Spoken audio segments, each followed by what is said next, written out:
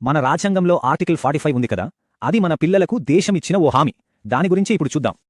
సింపుల్గా చెప్పాలంటే 6 ఏళ్లు నిండే వరకు పిల్లల బాగోగులు, చదువు అన్నీ ప్రభుత్వ బాధ్యతే. అయితే మొదట్నుంచి ఇది 6 ఏళ్లలోపు పిల్లల కోసమే ఉందా? అస్సలు లేదు.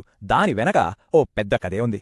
చూసారుగా, 1950 నుంచి 2002 వరకు ఈ ఆర్టికల్ ఎంతగా మారిపోయిందో. సో ఫోకస్ మొత్తం 14 ఏళ్ల నుంచి 6 ఏళ్లలోపు పిల్లల పునాది మీదకు షిఫ్ట్ అయిందన్నమాట. మరి 6 నుంచి 14 ఏళ్ల పిల్లల సంగతేంటి? వాళ్ల హక్కును ఆర్టికల్ 21A కిందకు మార్చారు. అసలు ఇంత చిన్న వయసులోనే ఎందుకింత శ్రద్ధ పెట్టాలి? దానిక్కూడా ఓ బలమైన కారణముంది. ఎందుకంటే ఒక మనిషి మెదడు అత్యంత వేగంగా అభివృద్ధి చెందేది ఈ తొలి సంవత్సరాల్లోనే కదా.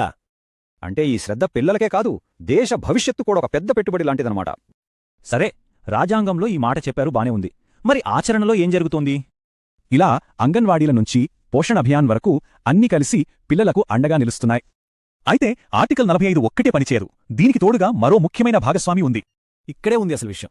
ఈ 2 ఆర్టికల్స్ ఒకదానికొకటి ఎంత బలంగా నిలుస్తున్నాయో. ఈ రెండూ కలిస్తే పుట్టిన దగ్గర్నుంచి 14 ఏళ్లు వచ్చే వరకు పిల్లలకు ఓ రక్షణ కవచంలా ఉంటాయన్న. ఈ ఒక్క వాక్యం ఆర్టికల్ 45 లక్ష్యాన్ని ఎంత శక్తివంతంగా చెబుతోందో కదా. ఈ పునాది అయితే బలంగానే ఉంది. మరి మన పిల్లల భవిష్యత్తు కోసం తర్వాతి అడుగేంటి?